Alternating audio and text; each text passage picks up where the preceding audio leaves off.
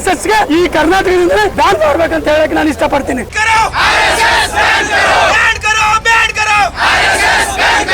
करने वाले आरएसएस के कुछ नाजायज औलाद ने प्रियंक साहब को और प्रियंक साहब के फैमिली को उसने वल्गर लैंग्वेज में बात किया. हिंदू मुस्लिम को बांटने की कोशिश जो ये लगातार आरएसएस वाले कर रहे हैं उनके खिलाफ आरएसएस के गुंडों से हम डरेंगे. हम ना हमारे लीडर प्रियंक खरगे साहब डरेंगे. ಇವತ್ತು ನಾವು ಪ್ರಿಯಾಂಕ್ ಸಾಹೇಬ್ರ ಜೊತೆ ಇರ್ತೀವಿ. आज अनभक्तों ने ये साबित कर दिया कि वो वाकई में अनभक्त हैं.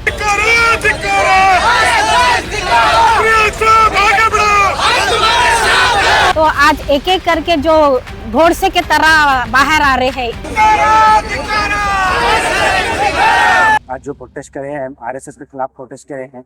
आरएसएस की जो गुंडागर्दी चल रही है हम उसको होने नहीं देंगे. आरएसएस के गुंडों से हम डरेंगे. हम ना हमारे लीडर प्रियंक खरगे साहब डरेंगे. जो कि हमारे प्रियंक साहब जो है आरएसएस बैन करो बोल के नहीं बोले हुए हैं कि गवर्नमेंट जो प्लेसेस है, जो मंदिर है और गवर्नमेंट जो प्लेसेस है उसको बैन करो बोल के बोले हैं. आज आरएसएस के गुंडे जो है हमारे लीडर को डराने की धमकी दे रहे हैं, डरा रहे हैं. हमारे लीडर डरने वालों से नहीं है. हमारे लीडर कौम के नेता हैं, पब्लिक के नेता हैं, काम करने वाले हैं. ये आजकल के गुंडे लोगों को डरने वाले नहीं है. क्या आरएसएस वाले क्या यही उनको सिखाया जा रहा है कि ट्रेनिंग ये दी जा रही है कि आरएसएस वालों को कि डराओ धमकाओ बोल के. क्या आरएसएस के बच्चे खुद आके कर रहे हैं, लीडर्स के बच्चे कर रहे हैं आरएसएस के, क्या दूसरे के बच्चे कैसे दुनिया की धमकी देने लगा रहे हैं लोग. ಸಾಹೇಬರಿಗೆ ಅವೇಳನೆ ಹೇಳಿಕೆ ಕೊಡುತ್ತಾ ಏನು ಫೋನ್ ಕರೆಗಳಿಂದ ಪ್ರಿಯಾಂಕ್ ಖರ್ಗೆ ಸಾಹೇಬರಿಗೆ ಹಂಚುವಂತ ಕೆಲಸ ಇವರು ಮಾಡ್ತಾ ಇದ್ದಾರೆ. ಇವತ್ತು ನಾವೆಲ್ಲ ಗುಲ್ಬರ್ಗ ಜಿಲ್ಲೆ 7 ಕೋಟಿ ಜನ ಇವತ್ತು ಕರ್ನಾಟಕ ಜನಸಂಖ್ಯೆ ಏನದ ಅದು ಪ್ರಿಯಾಂಕ್ ಸಾಹೇಬ್ರ ಜೊತೆಯಲ್ಲಿದೆ. ಯಾವುದೇ ಕಾರಣಕ್ಕೆ ಪ್ರಿಯಾಂಕ್ ಸಾಹೇಬ್ರು ಹಂಚುವಂತರಲ್ಲ. ಈ RSS ಬ್ಯಾನ್ ಮಾಡುವಂತ ಅವರು ಮಾತಾಡಿಲ್ಲ.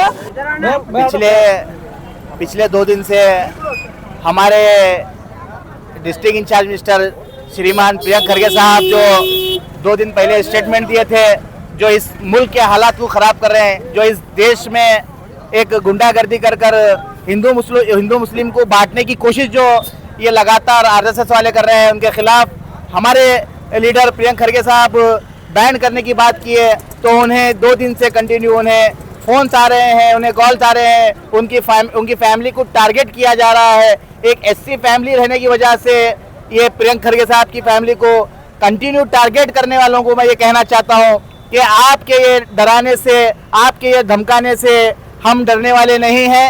यहाँ पर कर्नाटक में आरएसएस को बैन करने की बात की गई है और हम प्रियंक खरगे साहब के साथ पूरे तमाम कर्नाटक के लोग हैं वो आरएसएस को बैन करने की बात किए हैं. तो सिद्धरामैया साहब भी डायरेक्शन दिए हैं कि अब कोई भी पब्लिक प्लेसेस पे और स्कूल और कॉलेजेस में आरएसएस के जो प्रोग्राम जो बच्चों के घरों को ख़राब कर रहे हैं, जो दिमागों में बच्चों को ख़राब चीज़ें डाल रहे हैं, उन्हें बैन करने की बात किए हैं. और जब तक हम ये बैन नहीं होगी, हम जब तक प्रियंक खरगे साहब के साथ हैं, गुलबर्गा उनके साथ है, मैं और हमारे तमाम कॉर्पोरेटर्स आज डीसी ऑफिस के सामने हमारे सीनियर लीडर्स मिलकर यहाँ पर एक प्रोटेस्ट किए हैं. ये एक छोटा सा प्रोटेस्ट है जो प्रियंक साहब को डराने की कोशिश की जा रही है.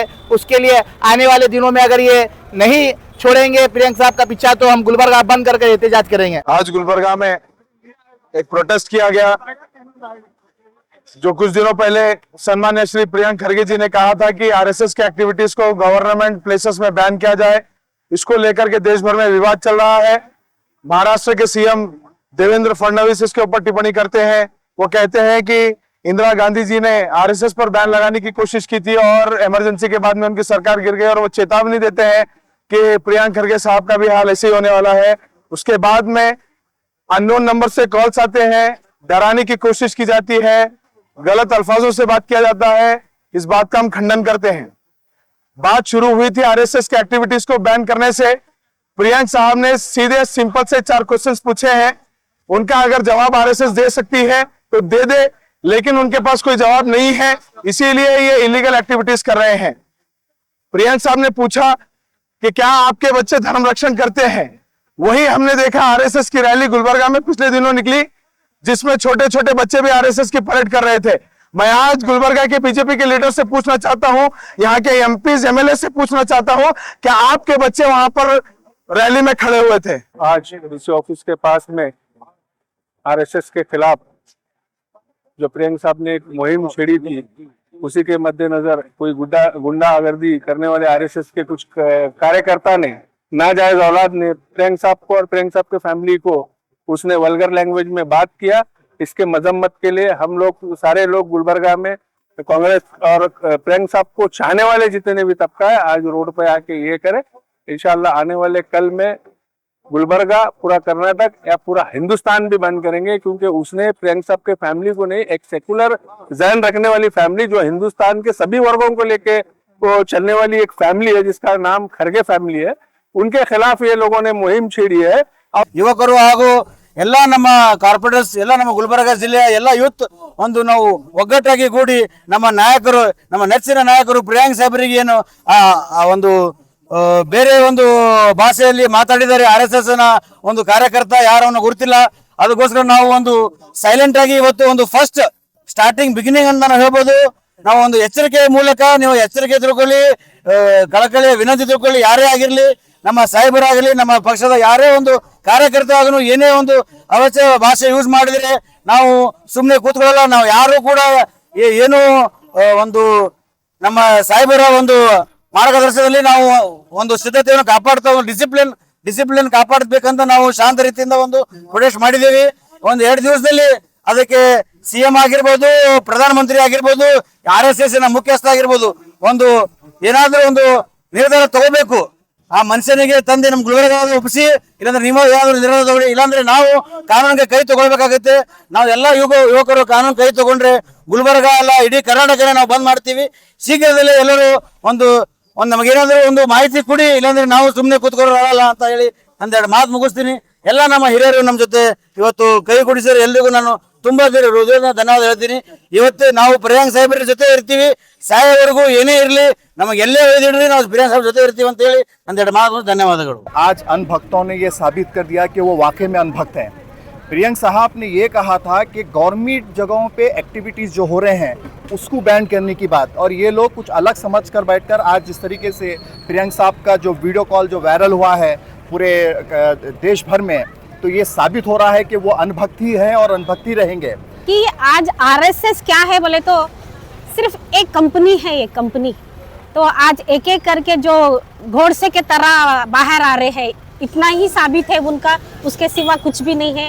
आज प्रियंका साहब आज अकेले नहीं है, हम पूरा देश उनके साथ खड़े रहते हैं बोल के आज ये जो पत्रिका माध्यम से आज मैं कहना चाहती हूँ कि मैं माजी महिला अध्यक्ष और महानगर पालिका सदस्य हूँ कि आज हमारे पूरे आज कर्नाटक के लोग, आज कन्नडिगर को सब लोग आज प्रियंका के साथ ठहरे हुए से है। क्यों बोले तो कभी भी उन्होंने आज संविधान और प्रजाप्रभुत्व को जो हाथ में लेके जो हम लोगों को संभाल रहे हैं, तो आज सब पूरा इडೀ देश हम प्रियंका के साहब के साथ है।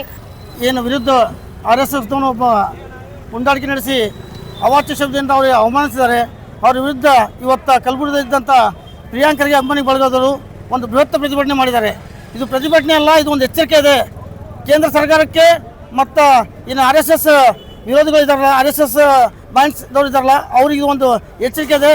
ದಯವಿಟ್ಟು ತಾವುಗಳು ಸರ್ಕಾರಿ ಶಾಲೆ ಆಗಲಿ, ಸರ್ಕಾರಿ ಅನುದಾನಿತ ಏನು ಸಂಸ್ಥೆಗಳಿರ್ತಾವೆ ಆ ಸಂಸ್ಥೆಯಲ್ಲಿ ನೀವು ಕಾರ್ಯಕ್ರಮಗಳು ಮಾಡಬೇಡ ಅಂತ ಪ್ರಿಯಾಂಕರಿಗೆ ಅವರು ಸಂದೇಶ ಕೊಟ್ಟಿದ್ರು. ಆ ಮಾತಿಗೆ ಸಂಘಟನೆಯ ಕೆಲವು ಜನ ಏನು ತನ್ನ ಯೋಚನೆಯನ್ನು ಕೆಳಗೆ ಇಟ್ಟು ಮಾತಾಡ್ತಾರಲ್ಲ, ಅಂತ ಜನರು ಏನು ಮಾತಾಡಿದಾರೆ ಅಂತಂದ್ರೆ ನಮ್ಮ ಪ್ರಿಯಾಂಕರ್ಗೆ, ನಮ್ಮ ಸಚಿವರಾದ ನಮ್ಮ ಪ್ರಿಯಾಂಕರ್ಗೆ ಸಾಹೇಬ್ ಅವ್ರ ಬಗ್ಗೆ ಈ ತರ ಮಾತಾಡೋದು ಇವ್ರದ್ದು ಇದು ಏನಂತಾರಲ್ಲ, ಯಾವ ಸಭ್ಯತೆ ಇಲ್ಲ. ಈ ಸಭ್ಯತೆ ಅಲ್ಲಿ ಕಲ್ಕೊಂಡು ಬಂದಿದ್ದಾರೆ ಅವರು, ಅದಕ್ಕೆ ಈ ತರ ಮಾತಾಡಿದ್ದಾರೆ. ಅವರು ನಮ್ಮ ಸಚಿವರು, ನಮ್ಮ ಪ್ರಿಯಾಂಕ್ ಖರ್ಗೆ ಸಾಹೇಬ್ ಅವರು ನಮ್ಮ ದೇಶ, ನಮ್ಮ ರಾಜ್ಯ, ನಮ್ಮ ಕಲಬುರಗಿ ಜಿಲ್ಲೆ ಆಗಲಿ, ನಮ್ಮ ರಾಜ್ಯ ಸಲುವಾಗಿ, ನಮ್ಮ ದೇಶ ಸಲುವಾಗಿ ಒಂದು ಒಳ್ಳೆ ಸಂದೇಶವನ್ನು ಕಳಿಸಂತ ಒಂದು ಮಾನವತೆ ಇಟ್ಕೊಂಡ ಮನುಷ್ಯ ಆಗಿದ್ದಾರೆ. ಅವರಿಗೆ ಈ ತರ ಮಾತಾಡೋದು ನೀವು ಯಾವ ದೃಷ್ಟಿ ಮತ್ತೆ ಯಾವ ದೃಷ್ಟಿಕೋನ ಇಟ್ಕೊಂಡು ನೀವು ನಿಮ್ಮ ಸಂಘಟನೆ ನಡೆಸ್ತಾ ಇದ್ದೀರ ಅನ್ನೋದು ಇಲ್ಲಿ ತಿಳಿದು ಬಂದಿದೆ. ಯಾಕಂದ್ರೆ